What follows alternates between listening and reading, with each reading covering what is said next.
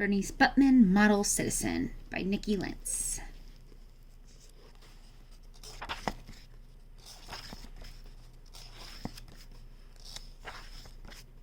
Bernice Buttman, Model Citizen. Chapter 1. Don't go breaking my heart. Here are some things that I, Bernice Buttman, was awesome at.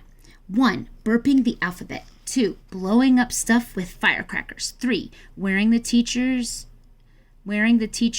and puny kids of Oak Grove Elementary School into nubs.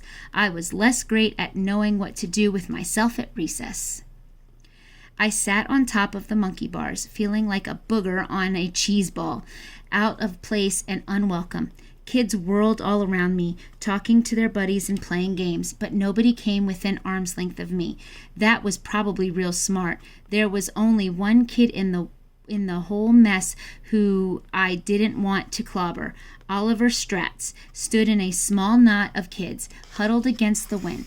I stared at the back of his curly head while I swung my legs back and forth. Even though Oliver avoided me so he wouldn't get pounded like the rest of the kids, I had decided I wanted him to be my friend. He was real smart and he always smelled like name brand laundry detergent. And I'd never heard him answer a question wrong. I hoped he could be the first kid to play tag with me at recess and live to tell the tale. But how in the blue blazes are you supposed to get someone to like you anyhow? Bernice, my mom's voice cut across the playground, making my heart yank into my throat. What is she doing here? Mama leaned against the chain link fence, her face pressed through the metal diamonds. Bernice Buttman, get your raggedy behind over here right this minute.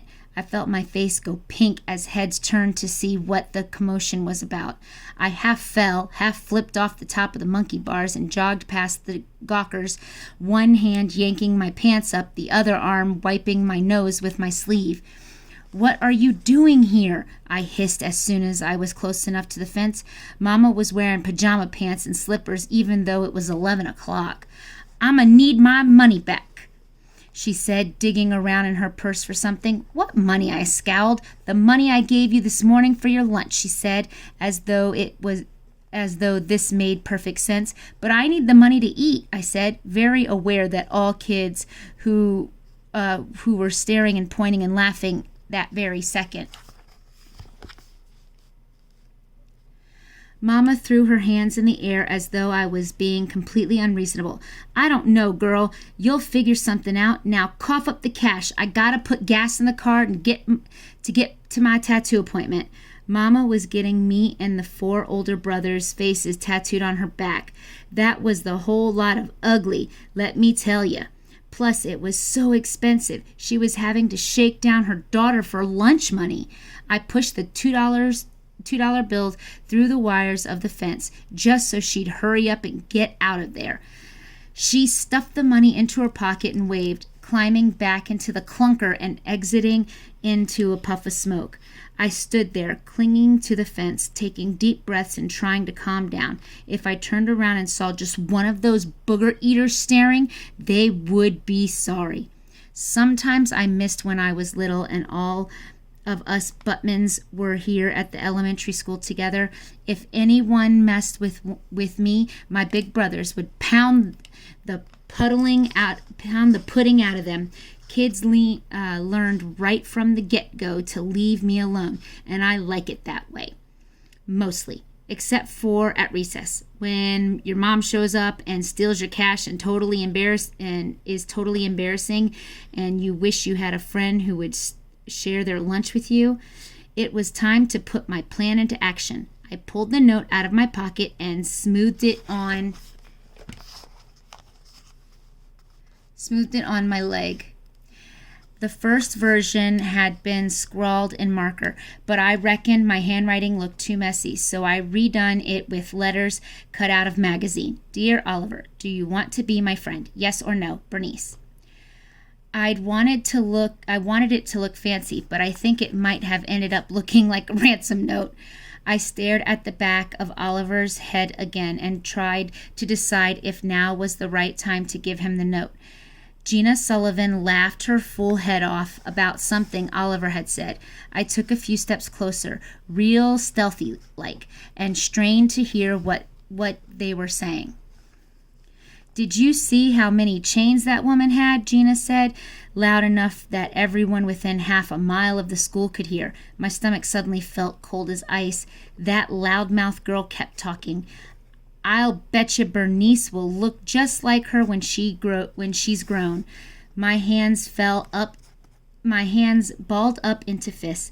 Oliver's voice was quieter, but I still heard him plain as day. I heard they stole toilet paper from the gas station bathroom. Not him. The rest of the kids could talk, but not my soon-to-be best friend.